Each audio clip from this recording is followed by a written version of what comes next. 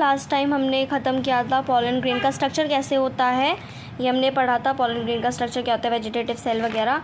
अब हम पढ़ते हैं एक्साइन और एंटाइन के फंक्शन क्या होते हैं। एक्साइन क्या होता है, outer layer, hard outer layer होती है, स्पोरोपोलन से बनती है, मोस्ट रेसिस्टेंट ऑर्गेनिक मटेरियल है और हाई टेम्परेचर, स्ट्रॉन्ग एसिड और एल्कलाई से बच सकती है। कोई भी ऐसा एंजाइम नहीं है जो डिग्रेड कर सके हमारी स्पोरोपोलन को। Pollen grain exine has prominent aperture, मतलब एक प्रोमिनेंट अपर्चर है ये रहा, इसे हम कहते हैं जर्म पोर, जहाँ पे स्पोरोपोलन एब्सेंट होता है। जर्म पोर का फंक्शन क्या होता है, ये हेल्प करता है जहाँ से पॉलन ट्यूब निकले, पॉलन ग्रेन से पॉलन ट्यूब निकलेगी, जिसके साथ साथ हमारे जो मेल गेमेट्स है वो भी निकलेंगे। एक्साइन हार्ड क्यों होती है, क्योंकि उसे मेल गेमेट्स को प्रोटेक्ट करना पड़ता है। कैसे, किस चीज़ से प्रोटेक्ट करेगी, टेम्परेचर से, हाई टेम्परेचर से, स्ट्रॉन्ग एसिड, एल्कलाइन एंजाइम या यूवी रेडिएशन से।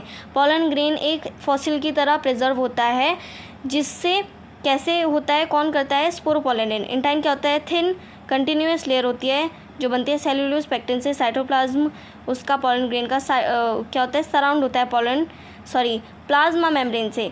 पॉलन ग्रेन क्या होता है, मैच्योर होता है जब दो सेल्स होती है, vegetative cell, generative cell.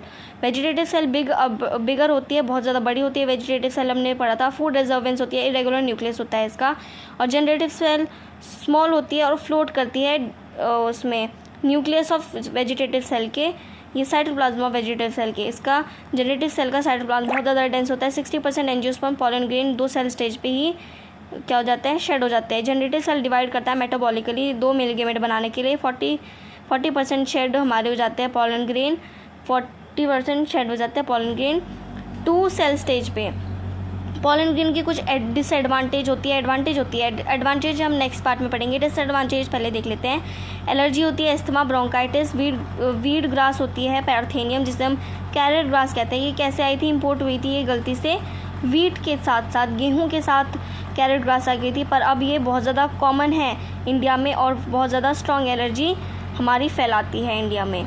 So guys, ये था हमारा पूरा पेज जो हमने इस छोटे से पेज में ख़त्म कर दिया है। अब हम नेक्स्ट पार्ट में पढ़ेंगे इसके एडवांटेजेस के बारे में।